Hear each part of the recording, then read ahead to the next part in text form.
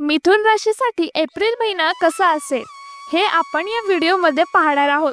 त्यामध्ये आपण कुटुंब, विद्यार्थी वर्ग, नोकरी, व्यवसाय, आर्थिक आरोग्य, उपाय, चंद्रबळ, शुभ रंग व शुभ दिन याची माहिती पाहणार आहोत, तेही सोप्या भाषेत। चॅनलवर नवीन असाल तर सबस्क्राइब करा, लाईक करा, कमेंटमध्ये तुमचे अनुभव व श्री स्वामी समर्थ श्री गुरुदेव दत्त लिहायला अजिबात विसरू नका।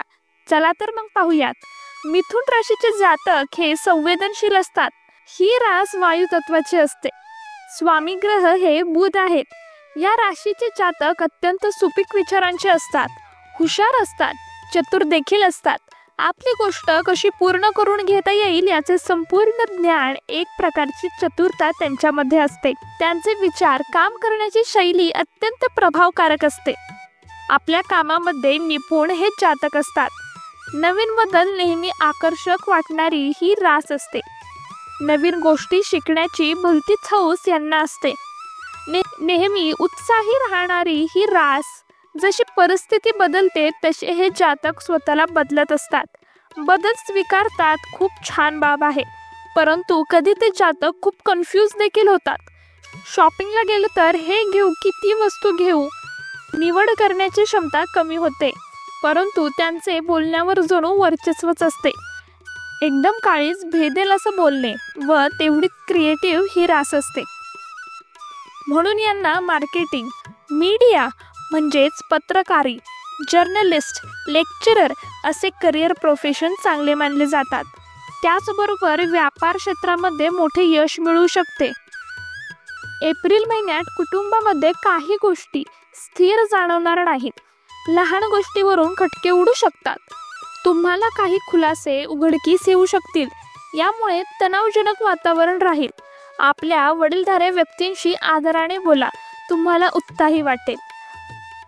संयम ठेवा, धीराने पुढे चला, यामुळे आपल्या घरातील वातावरण पुन्हा आनंदाचे राहील।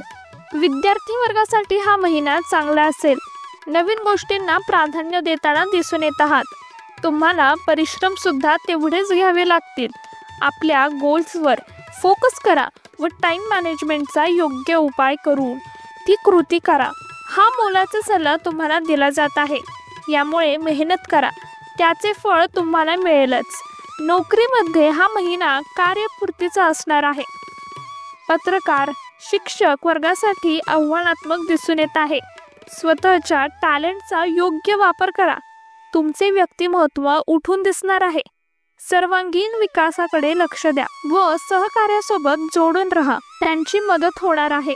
व्यवसायात नवीन व मोठा निर्णय घेण्याआधी माहिती तज्ञांशी संवाद साधा।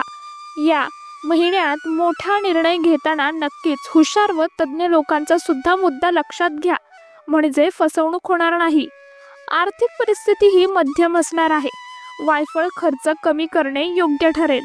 पैसे कोणालाही उधार देण्याची चांगली ही वेळ नसेल। गुंतवणूक करताना 10 वेळा कन्फर्म करा, त्यानंतरच योग्य तो निर्णय घ्या।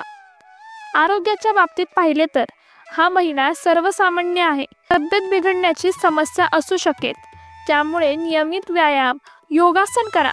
आपल्या गुडघ्यांची काळजी घ्या, जेणेकरून जेवणामध्ये फळांचा ज्यूस अथवा दररोज कोणतेही एक फळ खात चला। स्वतःसाठी वेळ काढा, पुस्तके वाचा, ज्ञान, नवीन गोष्टी शिकत राहा, त्यामुळेच आनंद हा तुम्हाला मिळणार आहे। लहान झाडे लावा, त्याची निगा राखू शकता। एप्रिल महिन्यातील मिथुन राशीच्या जातकांचा चंद्रबळ पाहिला गेला तर या महिन्यात चंद्राच्या स्थितीमुळे तुमचे मन अप्स अँड डाऊन्सनी भरलेले असेल। म्हणजेच तुम्हाला चढ आणि उतार पाहावा लागणार आहे। मनाची स्थिती कधी स्थिर दिसणारी असू शकते किंवा कधी त्यामध्ये अस्वस्थता दिसून येणार आहे। कोणत्याही गोष्टीचा आरंभ केला तर त्यामध्ये तुमचे मन बेचैन होऊ शकेल। अशा टाइमला स्वतःला स्थिरता द्या। स्वतःची समजूत घेणं योग्य ठरणार आहे। तुमच्याकरिता शुभ दिनांक या 5 April, 12 April, 18 April, 24 April, 27 April या असणार आहेत।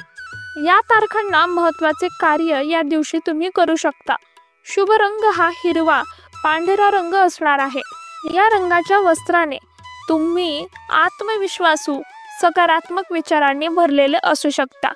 या एप्रिलच्या महिन्यात योग्य शांतता व सकारात्मकता करिता काही उपाय करू शकता. चंदनाचा टिळा लावल्याने आत्मशुद्धीचा आनंद तुम्हाला मिळेल.